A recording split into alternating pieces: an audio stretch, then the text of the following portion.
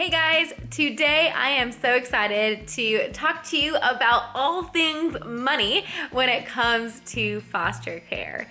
So my husband Peter and I are foster parents of a sibling group of 3, and I make weekly videos about foster care, so subscribe if you are not already. And if you've been following this channel for a while, you know that previously, before foster parenting, we did budget traveling.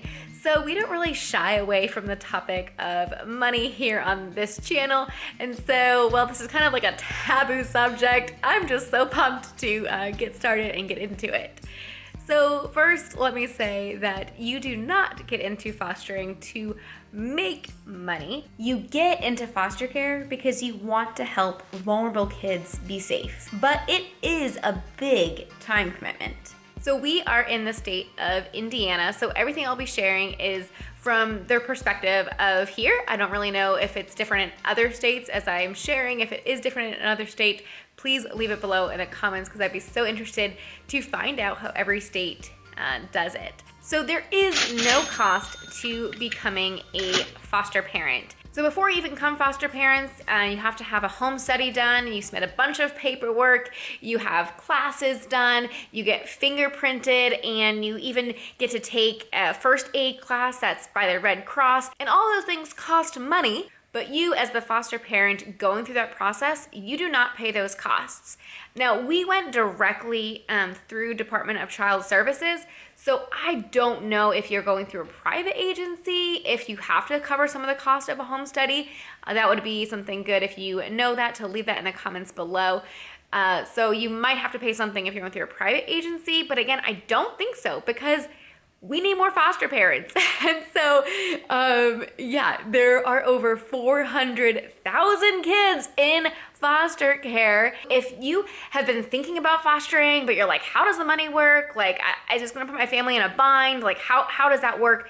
I hope this video really helps alleviate some of those concerns. Now, when you're going through the step of becoming a foster parent, there are some costs that you are going to incur before you have kids in care with you. And those would be things like getting beds for the kids, maybe, you know, getting room decor and getting the house ready, or getting a larger vehicle. Our current vehicle only held 4 because we had a Honda Element, and it's really weird. It only has 4 seats total. And we wanted to foster a sibling group of 3 to 5. So that vehicle had to go. So we ended up selling that vehicle and getting a van.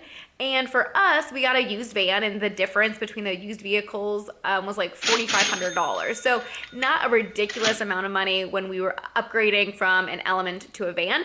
We ended up looking for about a month for the right vehicle for us because there were a lot of duds, and we had taken tons of cars to our mechanic, and he checked this one out, and so far it has been amazing. We love our van. It has gone on many adventures, many appointments, all that stuff. So we're very thankful for it. So yes, there are some costs that you are going to have upfront before you have kids in your home. That is probably the only time where you will be spending way more than you are getting, because at that point you wouldn't have any kids in care. But once kids are placed, they come with Medicaid, and Medicaid covers everything. So from dental to doctor's appointments to medicine, all of that is covered. That is a huge expense that you as a foster parent are not responsible for. You also may have things like therapy that your foster children need to have, and those referrals can come through Department of Child Services.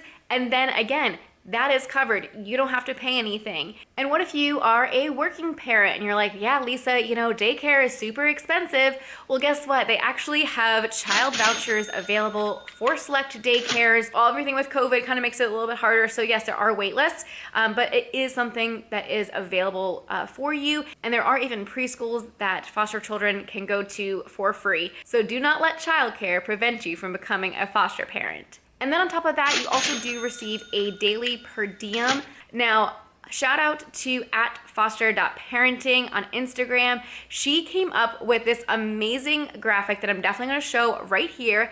And it shows every state and how the range goes from $400 to $800 per month for kids, and that's at the basic level. Now, if a child needs a higher level of care and maybe they need medical equipment, all of that, they realize that that takes a lot more time as a foster parent, and so those rates do increase. So as you can see, Indiana, we're right at the middle there. And that allowance for foster parents is paid to you at the beginning of the following month. And that is to reimburse you for things such as gas when you are driving the kids to appointments, to school or whatever, for food, for clothing, all those things.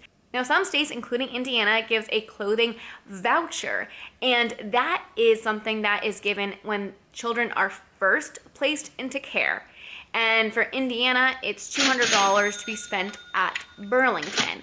I actually made a whole video about our shopping spree when we went to get clothes for the 3 kiddos that we have in care. So if you want to, you can go ahead and check that out. And on top of the daily per diem, here in the state of Indiana, you get a $300 yearly personal allowance.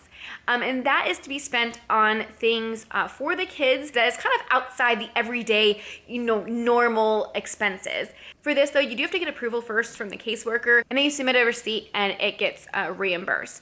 Now, we have waited up to like 3, maybe like 4 months for reimbursement, but it eventually comes. And last year for the youngest, who is now 18 months, we got a backpack. And that was so helpful because I would put him in that when I was cooking sometimes and I needed my hands free. And of course we went on walks with that and we went hiking with that. And that was just so nice. And we also got a bike trailer, and we couldn't use it as a bike trailer until he turned 1. But it could also be used as a double stroller, which was great for him and his sister to go in walks around the neighborhood. And then for the middle, we ended up using her personal allowance last year for swim lessons. And we also got a trampoline. Her and all the kids could go and get some extra energy out. And then for the oldest, we did swim lessons. We did a summer day camp. And then we used the rest for a Lego set. And we haven't used it yet for this year, but we are thinking of focusing more on experiences, maybe some like sport lessons or music lessons, art lessons, kind of things like that. So it's nice to have the personal allowance to just do some extra fun things for them. And on top of that, you also get a $50 birthday and $50 holiday allowance around Christmas time. And the nice thing for those is you do not need approval before you go and buy those. So right around their birthday, right around Christmas, you can just go and you can get what you know is the toy or hot ticket item that they really want. Now, on top of all that, if the foster children have been in your care for over half the year or the majority of their life, like if they're a newborn, then you are able to claim them as a dependent on your taxes. And on top of all of that, there are extra perks as well. Here in the state of Indiana, foster families and their entire household get free membership to the Children's Museum.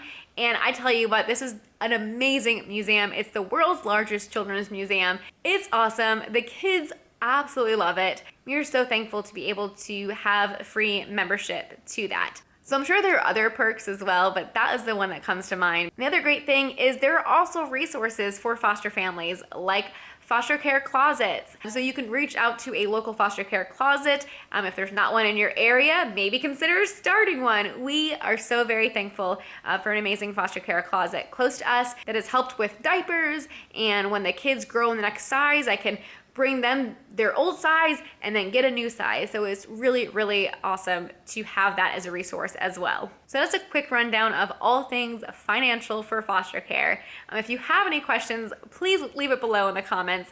I know that was just a lot thrown at you, but I hope that this encourages you. If you're thinking of becoming a foster parent, do not let money hold you back. Definitely consider becoming a foster parent. Thank you so much for watching. Please give this video a thumbs up and subscribe if you're not already, and we'll see you in the next video. Bye guys. I'll walk with you now.